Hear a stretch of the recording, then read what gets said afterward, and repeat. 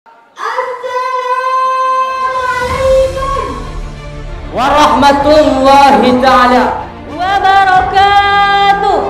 Sahabat Rasulullah sallallahu alaihi wasallam adalah orang-orang yang selalu setia dengan Rasul. Beliau mati-matian memperjuangkan agama Islam. Beliau mati-matian memperjuangkan agama Islam hingga sampai kepada kita umat.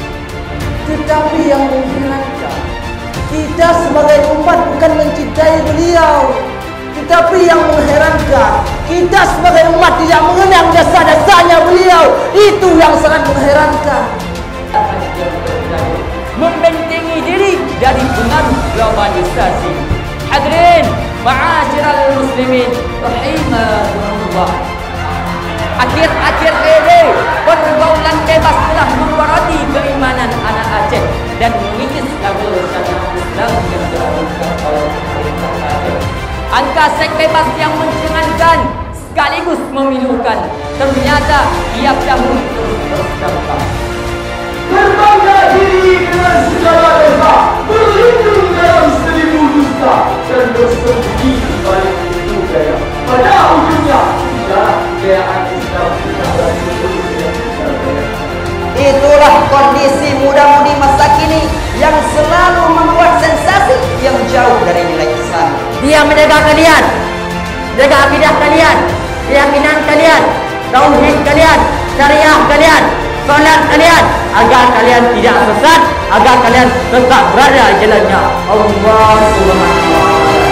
Setiap manusia yang hidup di dunia ini pasti senang dengan yang namanya perhiasan dunia. Contohnya harta tahta seorang wanita.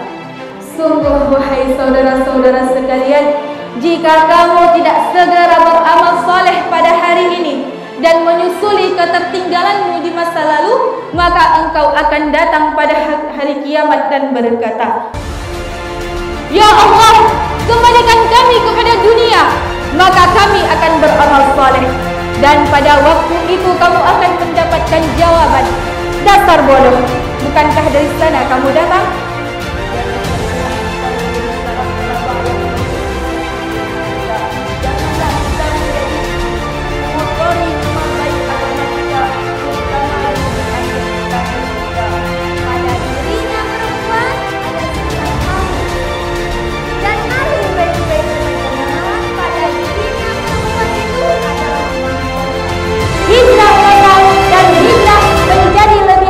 Dari hari ke hari. Oleh karena itu para hadirin, marilah hari ini saya mengajak para hadirin semua untuk bangkitkan Aceh, bangkitkan Islam kembali, untuk menuju kembali kepada kejayaannya.